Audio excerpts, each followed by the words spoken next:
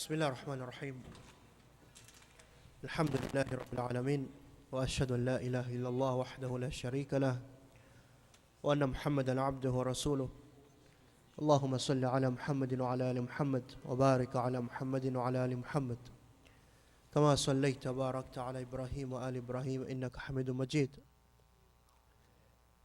We were discussing the benefits and the reasons why we should learn the Seerah of the Prophet sallallahu alaihi wasallam.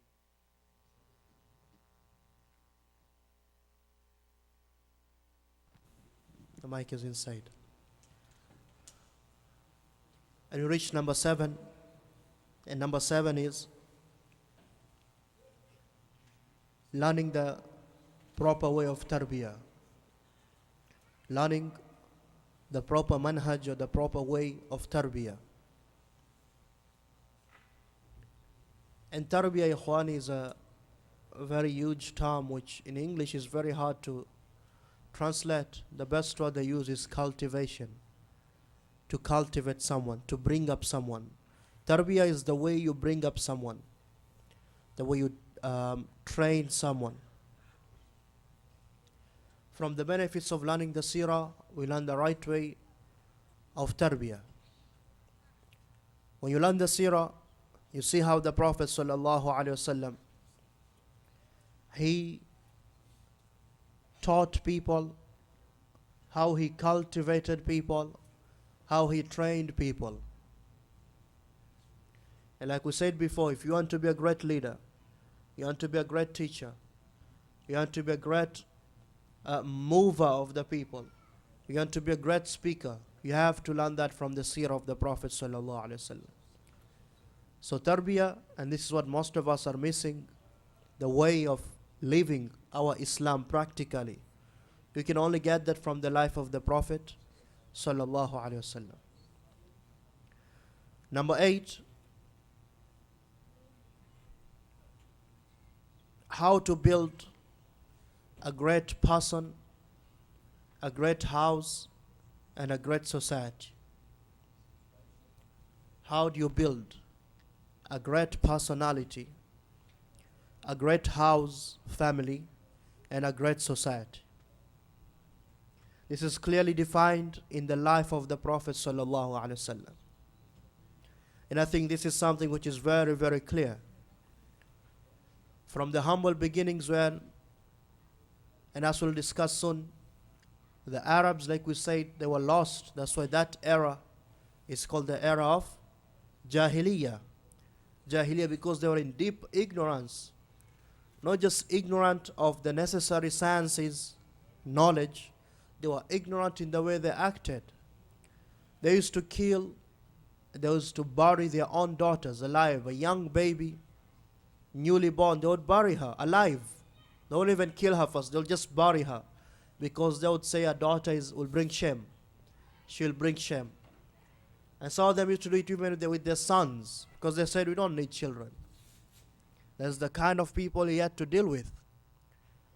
They used to worship 360 idols. 360 idols, not one, not two. 360 idols they had. These are the people who used to drink alcohol morning, breakfast, lunch, dinner, and brunch, and a snack, alcohol. These were the people who they had special houses of prostitution. Yes, that's what the Arabs used to do. These were the people who they would steal from each other, especially the low ones, the low meaning the weaker ones. They would steal from them, and nobody would say anything. There were people who were evil. They were in a bad state. Now imagine turning those people to the best people who then Allah tells us, me and you, and every Muslim before us, and every Muslim is going to come after us. These people, they're your role models. You tell me, what kind of work went through there? That the Prophet ﷺ, by the permission of Allah, he turned those kinds of people that kind of a society to the role model, ideal society. How do you turn someone who was a killer, drunkard, rapist, child murderer, idol worshipper into the best, most ethical, muwahid, worshipping one God, who Allah says to me and you, follow him. He's the best example for you. Abu Bakr, Umar, Uthman, Ali, and all the other Sahaba. Relatively, that's what used to happen in their society. So if you want to know how do you change, first and foremost yourself, you have to learn the Seerah of the Prophet ﷺ. How do you change another person? You have to learn through the Seerah of the Prophet ﷺ. How do you bring up a nice, proper Muslim family? You have to learn through the Seerah of the Prophet ﷺ. Because families are made of what? Individuals. And societies are made of what? Families. You fix the individual, you fix everything. And that is the way the Prophet ﷺ, he did it, and that is the way we have to do it. Otherwise, we'll continue in this circle which we are moving in as Muslims today. Everybody screams they want to bring change with all the different groups of Muslims. There can never be real change except we change the way the Prophet ﷺ changed the people. That is why Imam Malik rahimahullah used to say, لن يصلح آخر هذه الأمة إلا بما صلح أولها. Nothing can make good and rectify the last parts of this ummah except the same things which made good the first parts of this ummah. There can never be a way of change except the way of the Prophet sallallahu alaihi wasallam. That is the manhaj al-tarbawi, the methodology of the Prophet sallallahu alaihi wasallam. Not the methodology of all these groups. They're running for elections. Okay, you got elected. Then the same Muslims who voted for you tomorrow, they're demonstrating against you because you said music is haram. And they are not ready to give up music. They're not ready to give up the cinemas. They're not ready to give up riba. The same Muslims who voted for you, they are demonstrating against you. Those of you are old enough and wise enough, you have seen it happen in several countries in the world. That's not the way to change. The way of changing is changing individuals with ilm. Teach a Muslim his proper aqidah. Teach the Muslim to love his Prophet ﷺ and follow him. If you do it with him and me and him and him, he does it in his family, he does it in his family, I do it with my family, and you do it with your family in Hyderabad, you do it in Aljazair, you do it in Egypt, you do it in Mexico, you do it in Canada, you do it in Finland, you do it in London, England, you do it in New Zealand. What kind of an ummah you think we'll have? A proper ummah. Without even knowing each other. We don't know each other. But we're on the same thing. We are on the same chapter. What is our chapter? What is our way? The way of the Prophet ﷺ and his Sahaba. The way of the Salaf. That is how you bring change. That is why one of the wise men, he used to say, he said, establish the khilafah in your heart, and Allah will establish it on the earth. Don't go out screaming of, we need Sharia, and you are the first drunkard. You are the first one who doesn't follow the Sharia of Allah. You don't apply it in your own family, with your own self. You're lying. You might be true. You want the Sharia, but you will not stand. You can't. You're not ready. It's not me, Ikhwan. I don't control the mic. It's on, off. It's not me. I continue just speaking to you. I didn't touch it. It goes on and off. What am I supposed to do? You understand? How do you change a person, a family, and a society? We get that through the seerah of the Prophet sallallahu alaihi wasallam. Number 9. الثقافة العسكرية ومعرفة عوامل النصر وأسباب الهزيمة. military strategy. How do you strategize yourself as a nation to face the enemies?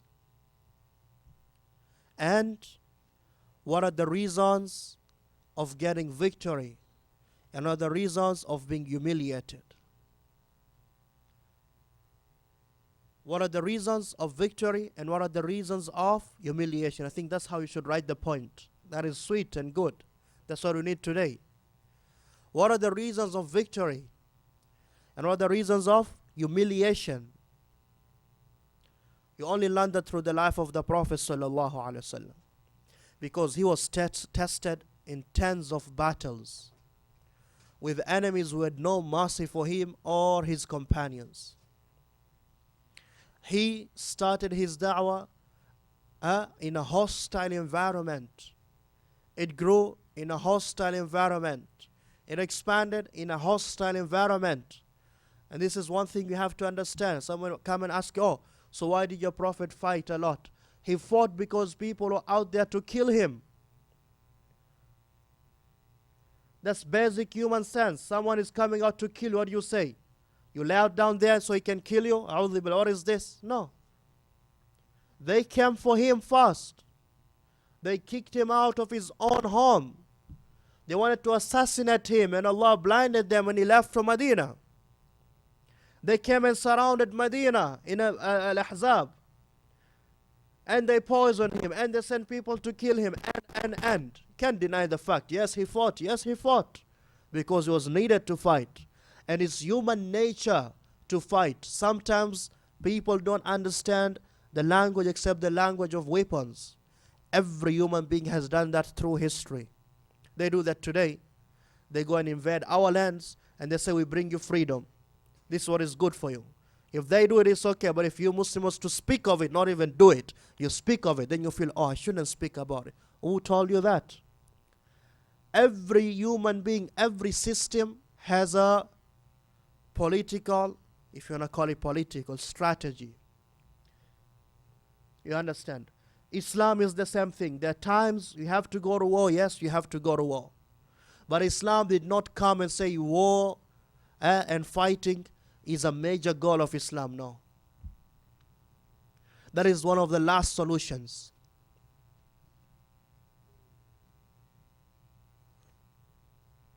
How do you learn how to gain victory? How to face challenges?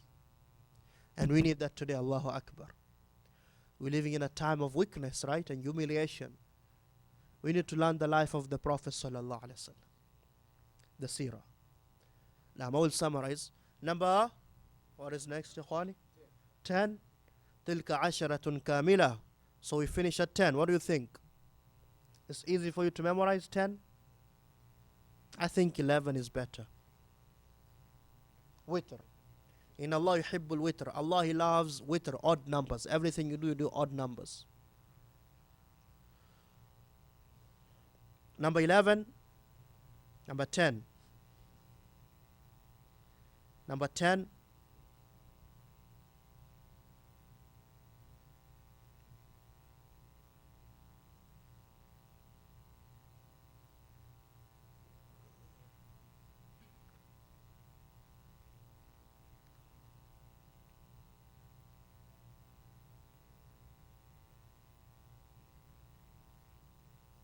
Who can guess something? Guess something.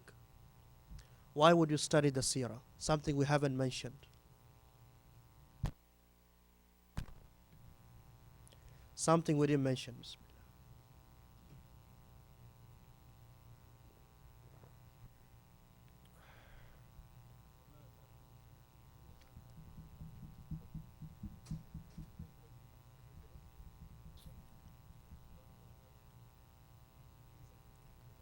The things He prohibited and the things He allowed. Did you mention that in any of them? No, you said understanding the Sunnah. It's a different thing. Following the example, okay, so it is there already. Following the example of the Prophet sallallahu alaihi wasallam, that is there already. Now, learning the history of Islam. That is good.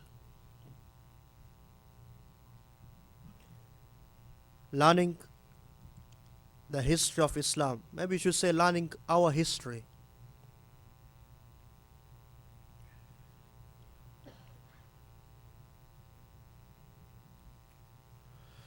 Number 10 though, you learn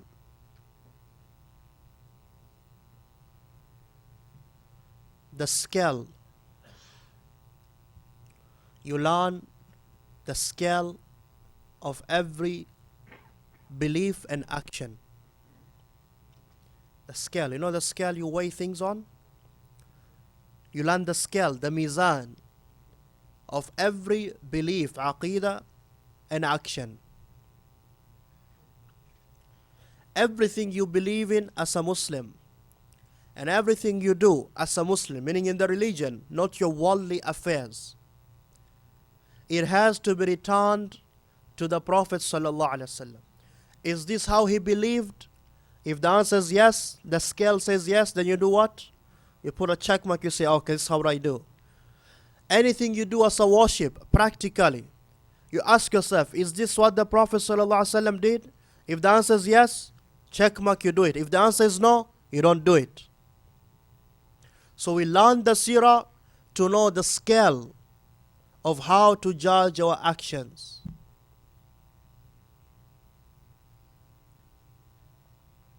Sufyan ibn Uyayna rahimahullah, he said, Ikhwan. He said, إن رسول الله صلى الله عليه وسلم هو الميزان الأكبر على خلقه وسيرته وهديه فما وافقها فهو الحق وما خالفها فهو الباطل. This is a report by Al-Khatib in his book Al-Jami' Al-Akhlaq Al-Rawi wa Adab Al-Sami'. Sufyan ibn Uyayna, one of the great scholars of Islam, he said, surely the Prophet sallallahu alaihi wasallam, he is the greatest scale, al-mizan al-akbar, the greatest mizan.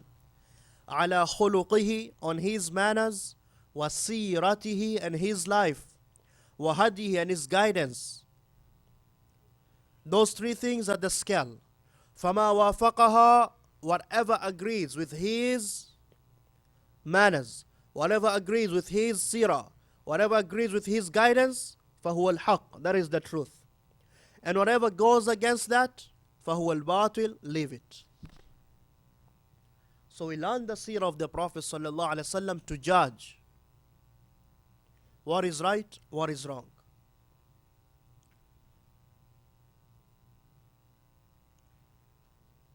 11th, because we said we're going to give 11, right?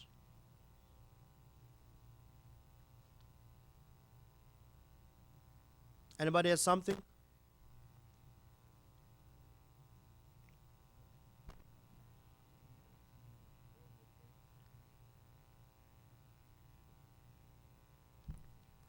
Not really. Not really. This is important. Everybody needs this one.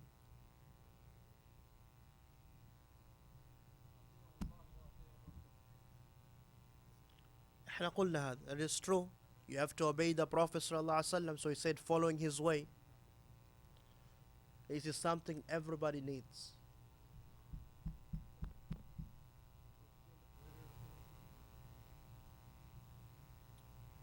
No, that is part of following the Sunnah.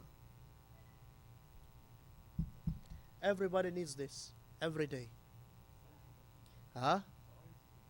كيف? I don't. Who's speaking? كيف صلاة يعني? No, we said following the Prophet صلى الله عليه وسلم. That means in everything. Salah, siyam, zakah. That is all general. No.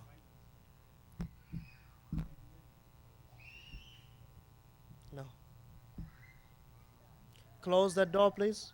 Can you take hold of your child, please, so he can stop screaming, wherever the father is at.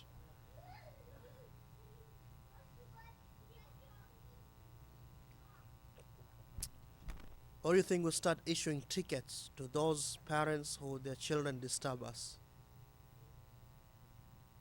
I just had an idea. Yeah, we'll employ you, child enforcement. No weapons there. You don't carry weapons in the masjid. We'll make a few quid. Number 11, ikhwani. MashaAllah. MashaAllah. To increase our iman. I said that's something we need every day. To increase the iman. And this is something which is tested and proven. When you learn the seerah of the Prophet sallallahu alaihi wasallam and the Sahaba, your iman increases. To increase our iman. To increase our iman. So these are 11 benefits and reasons on why we should learn the seerah of the Prophet sallallahu alaihi wasallam. And if you wanted, we could go more and more, but I think this is more than enough to encourage us to be studious and to be serious about learning. You should not take learning your religion, ikhwani, as something easy. You just come here, you sit, and then you go home. No. It's something serious. As you heard, Ali ibn al-Hussein radiallahu anhuma, you heard Az-Zuhri, and Muhammad, Ismail ibn Muhammad ibn Sa'ad ibn Abi Waqas. Those are the tabi'een. All of those are tabi'een. They told us how important it was to teach the seerah. We used to be taught the seerah just like we used to be taught a surah of the Quran. You have to know something, ikhwan. One of the easiest ways to control someone, and this is used every time. They used it during slavery, after slavery, during colonialism, and they use it now. One of the easiest ways of controlling someone is to detach him from his history. They detach you from who you are. Once they do that, you stand as a nobody. Once you're a nobody, any ideas which come to you, you accept them. This is always done. Always. Whether you know it or you don't know it. It's being applied even now. That is why there's so much entertainment to busy you. So you can forget who you are. That is why this word, and sometimes it's used in the good way, but sometimes it's not in the good way. Pay attention. This word of integration. You need to integrate. What it means, sometimes you need to forget who you are and become just like us.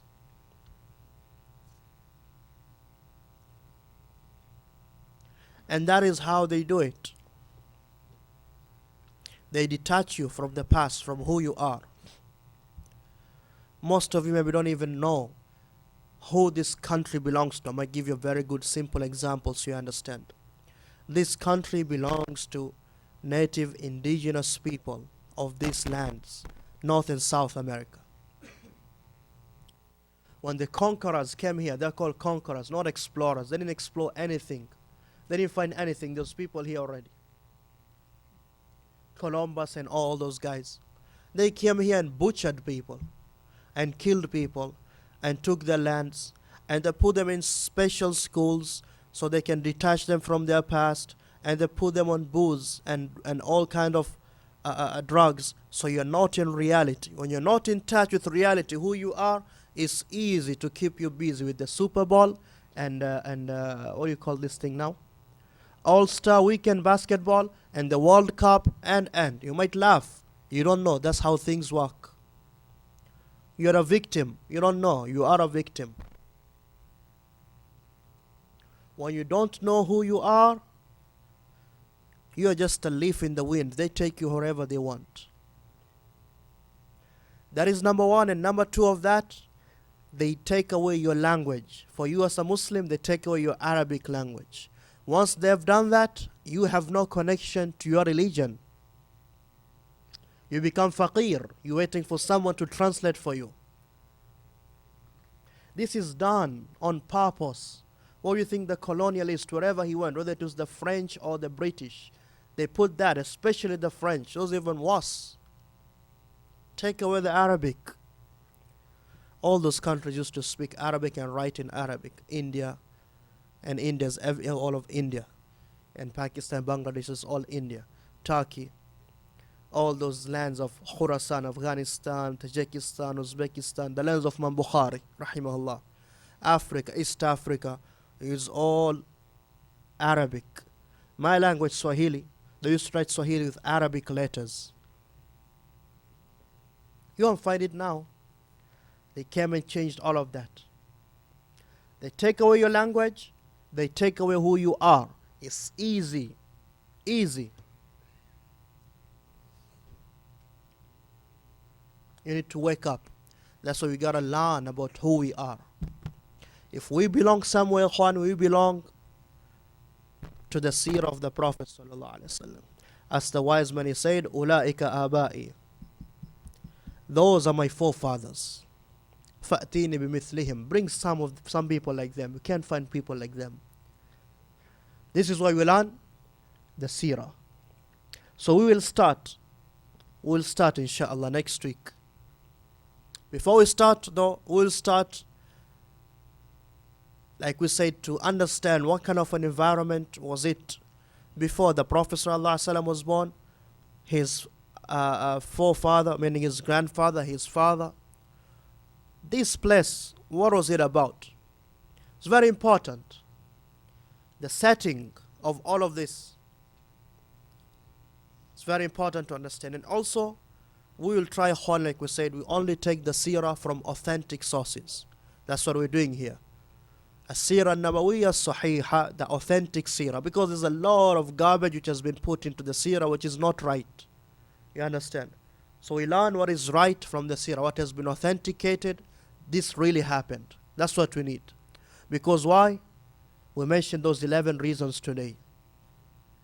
What was the first one? To understand the Quran. So if the seerah helps you to understand the Quran, and the second one, to understand the Sunnah, don't you think it's important we learn the authentic seerah, or should we learn anything from anywhere? That is how we're going to understand the Quran? No. You see that? This is deen. If it's deen, it has to be authentically reported. Yes, we are a bit lenient, the shuyukh, the scholars who did this, they're a bit lenient in authenticating narrations of seerah, not like narrations on hadith per se. But there has to be the same rules, because at the end of the day, we're going to take this practice and say, this is what the Prophet ﷺ did, so we have to do it. You understand? It has to be from the right sources. And like we mentioned last time, Imam Ahmad said, 2 types of knowledge, tafsir and seerah.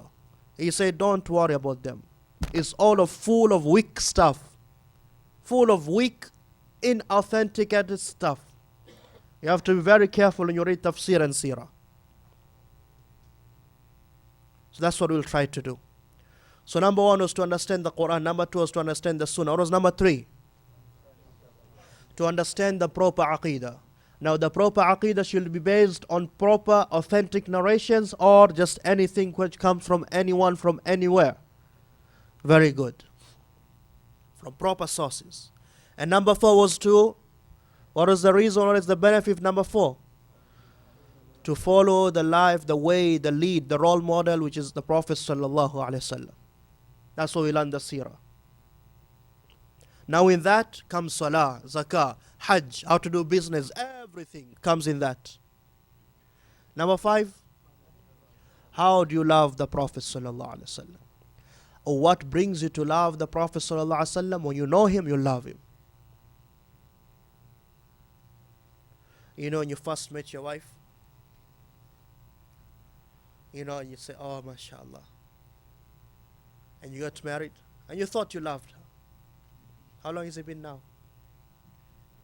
12 years. Now you really love her. Am I right or wrong? Don't say you don't love her, you'll make... You understand the point though? Now you love her. Why? Because you know the person now.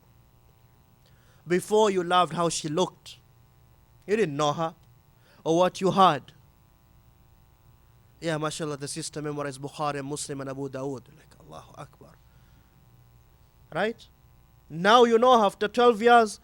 Now when you say you love her, it's deserving. You understand? Because you have known. And that's why we study the Seerah, so we can love the Prophet sallallahu alaihi wasallam. Not just to claim I love the Prophet, no. Number 6. How to love, you get to love the Sahaba radiallahu anhum and the companions of the Prophet sallallahu alaihi wasallam and the Ahlul Bayt, the family of the Prophet sallallahu alaihi wasallam. Now, number 7. Learning the proper tarbiyah, the proper way of cultivating, upbringing people. How do you bring someone from that young to make him into a proper man? Number 8. How do you build a great personality, a great family, and a great society? The Prophet ﷺ did those 3 things. I asked you, do you admire, what do you think about the personality of Abu Bakr and Umar? What do you think about those 2 men? Great men. The Prophet ﷺ, he says what? Jannah has stages. Paradise, it has different levels. And Abu Bakr and Umar, they are so high, people look at them like how you look at the stars. وَأَنْعَمَا, and they're enjoying more than that. How many light years is it from here to the stars? Huh? Yeah, all those numbers. That's how Abu Bakr and Umar are far in Jannah. Not simple people. But then I told you, if those are the men he produced, sallallahu alaihi wasallam, what about the man who produced those men? What about the teacher himself? Huh? Ibn Abbas, Abdullah bin Umar, Anas bin Malik, Jabir ibn Abdullah al-Ansari, Aisha radiallahu anha. These are how many? 5. These are 5 from the 7 who narrated the most hadith of the Prophet sallallahu alaihi wasallam. From these ones, when the Prophet sallallahu alaihi wasallam died, they were barely 20 years, all of them, 20 years old. They were barely 20 years old. Those were the men and the women the Prophet sallallahu alaihi wasallam brought up. How do you bring up proper children? Children who when they're 18, 20, they can take over the world. You learn from the Prophet sallallahu alaihi wasallam. How do you bring up a proper family? Most of you only have one house, by the way. Easy. Easy. Piece of cake. Drinking tea. Allah brought a human being, the Prophet sallallahu alaihi wasallam, and Allah gave him the permission to marry different women, different personalities, different families, different ages, different situations. Widowers, they had orphans in their houses. Some of them were rich, some of them were poor. How do you deal with a woman of any kind? You learn that through the life of the Prophet sallallahu alaihi wasallam. Wallahi, you want to be a good husband, learn the life of the Prophet sallallahu alaihi wasallam. You see how he was a real man. And how do you bring up a society? You know, we could add a very great benefit which we need, which could be number 12. I'll add it number 12. You understand? So how do you build a personality, a family, and a society? Tell you, those 8 or 9? Those 8. Or is number 9? The reasons for victory and the reasons of humiliation. How do we get to that? You learn through the seerah of the Prophet sallallahu alaihi wasallam. How did an army of 313 people face an army with 2 horses only, just 2 horses? Face an army of 1,000 men. How did this is a battle of Badr. How did an army of 1,000 men at Uhud face an army of 3,000 men? That's 3 times their number. How did an army of roughly 10,000 people at Tabuk face an army of 100,000 people?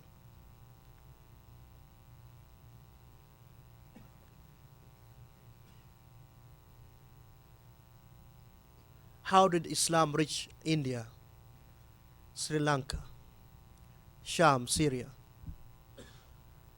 the Caribbean islands, Africa, Europe? How? You need to learn from the seerah of the Prophet sallallahu alaihi wasallam. He prepared people who were ready to take Islam to other people. Number 10.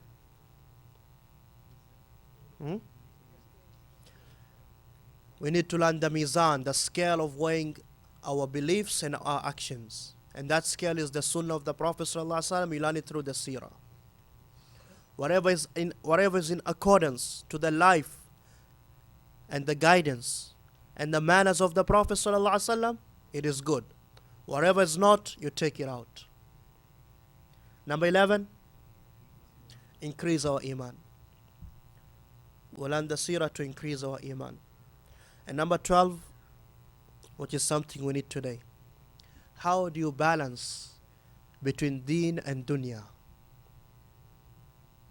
How do you balance between deen and dunya?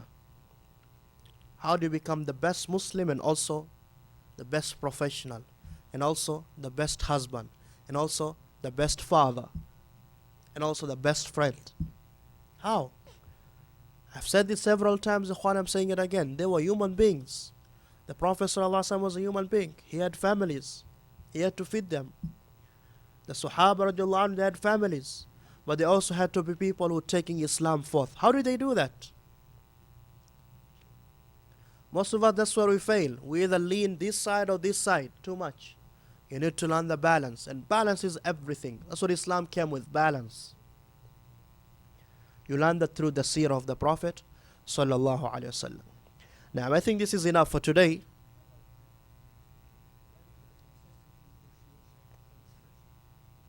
That is true. How to negotiate. But that is all coming under following the way of the Prophet sallallahu alaihi wasallam. We said that is very general. Everything. That's what I said. If you want to be a father, a military leader, a teacher, you want to be a husband, you want to be a friend, you want to be anything, you learn through the Prophet sallallahu alaihi wasallam. Everything you want to learn is there. Now, so we'll stop here for today. There's a few questions which are ringing in my mind. I will answer them quickly. I gave a khutbah today, and a week before last week, which I was not here, and both khutbahs were on birrul walidain, treating well the parents. For those of you who didn't listen to the khutbahs, you need to go listen to the khutbah. You'll find it on YouTube by tomorrow, inshallah, on Haqq, the truth. Haqq, H-A-Q, T-H-E, truth, T-R-U-T-H, 1, number 1, no spacing. Haqq, the truth, 1, no spacing. That's the YouTube channel you find my videos. Go and subscribe, inshallah, and spread to your family, so I can get more rewards and you can benefit also, inshallah. Haqq, the truth, 1. You'll find the khutbahs tomorrow, very important. But a question came. So do we follow our parents in everything they tell us? The answer is yes and no. Yes in everything which is right. No in what is wrong. Because Allah subhanahu wa ta'ala, He told us, وَإِن جَاهَدَاكَ عَلَى أَن تُشْرِكَ بِمَا لَيْسَ لَكَ بِهِ عِلْمٌ فَلَا تُطِعْهُمَا. If they strive to make you worship another God except me, make partners with me, don't obey them in that, but live with them in good. لا طاعة للمخلوق في معصية الخالق. The Prophet sallallahu alaihi wasallam says, there's no obedience to a created being in disobeying the Creator. So you obey your parents in everything except something which is sinful. Except something which is sinful. That is number 1. And I said no also on this. This is very important. Let's say your father smokes. Someone asked Shaykh Mashhur, Hafizahullah, our Shaykh Abu Ubaidah, this question last week and weekend before. My father smokes. And he asked me to go buy for him the smokes. What do I do? And the Shaikh said, if it's going to bring greater problems between you and your father, then buy it for him. If you not buying for him will create problems for the whole family. The whole family will come crumbling down. There will be problems for everybody. This is a sin. Yes, it's a sin. Smoking is a sin. Yes, no doubt. Is it allowed for you to buy it for him? No. On the other hand, you have what kind of a sin? You're breaking the whole family.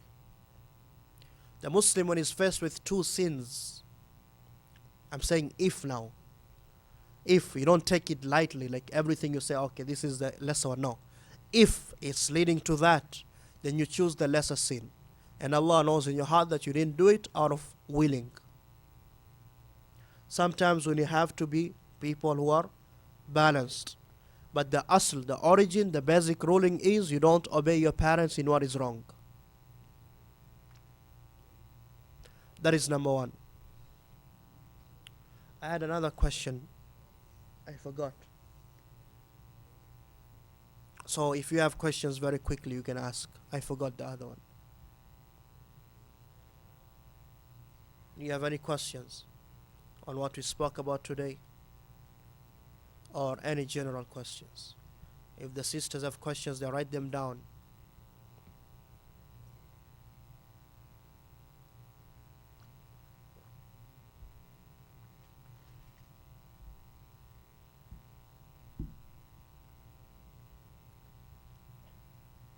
Yes, someone asked, is it allowed to go watch a basketball game? The answer is no. Number one, people go there to drink alcohol. That's what it's not about. Alcohol is freely served to everyone and anyone. Number two, the entertainment there is cheerleaders and everything. Number three, it's a waste of money. It's not allowed for a Muslim to go and do that. It's not allowed. Even just sitting at home and watching it is kind of sinful because you're wasting time in reality. Going there, there's no doubt about it. Now, the other question was about Valentine's Day. And, you know, it's a bit redundant to explain the same things every year, but sometimes we need reminders. This is a holiday, if you want to call it a holiday, which I think all of us know that it goes clearly against Islamic law. In fact, any proper human law, anybody who has a proper fitrah. A day of promoting zina and illegal relationships is not a day you need to participate in. You know, so don't ask, Sheikh, what if I celebrate? Because people ask this. I celebrate with my wife. No, this is not our holidays. We just spoke about if you want to be the best husband, follow the way of the Prophet ﷺ. You'll be a good husband every day. You don't wait for a certain day of the year. So this is not us, ikhwan. We don't do these things. Remember again, we are people who belong somewhere. This is very important. We belong somewhere. We have our own history. We have our own ways. We don't need to be people of following people. Let people follow us just like they did 1,000 years ago and 800 years ago in Spain and. Let people follow us. We don't need to be following people. Now, do you have any other questions?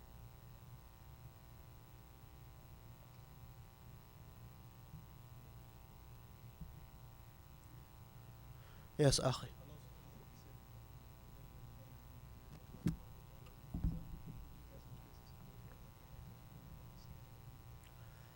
About the scale, Ya ayyuhalladhina amanu, O you who believe, in tattaqullaha, if your people who fear Allah, yaj'al lakum furqana, Allah will make for you a furqan, a criterion. A criterion furqan is that Allah guides you to see this is right, this is wrong. I should go here, I should not go here. I should do this, I should not do that. When you're someone who fears Allah, Allah guides you in your life practically. Practically. How does this fall into the scale? The scale, you have to learn it. What did the Prophet ﷺ say? How do you pray? You have to learn that. Furqan is in guidance. So if you fear Allah, Allah guides you. This is guidance. That one is knowledge. And there's no guidance without knowledge. You understand? Now, any other questions? It is 9 o'clock, so we'll stop here and continue inshallah. سبحانك اللهم بحمدك أشهد أن لا إله إلا أنت أستغفرك وأتوب إليك. جزاكم الله خيرا يا إخوان. We'll see you inshallah.